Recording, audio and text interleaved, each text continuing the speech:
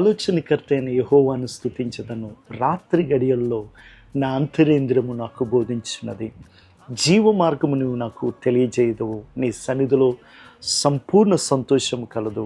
నీ కుడి చేతిలో నిత్య సుఖములు కలవు. 16వ కీర్తనలో 8వ వచనం 11వ వచనములు ఈ మాట రాయబడింది. మన దేవుడు మన ఆలోచనకర్త అయి ఉన్నాడు.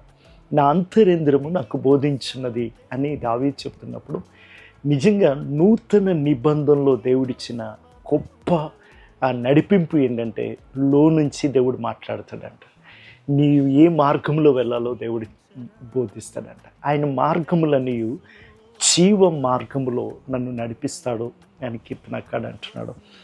నీ సన్నిధిలో సంతోషము కలదు, నీ కుడి చేతిలో నిత్య సుఖములు కలవు. ఆయన కలిగినవన్నీ మనవై ఉన్నాయి. ఎందుకంటే ఆయన బిడ్డలుగా అది మన స్వాస్యమైనది. కావున మనకి సంతోషమును నిత్య సుఖమును ఆయన యొద్ద నుండి మనకు కలుగును. ఆమేన్.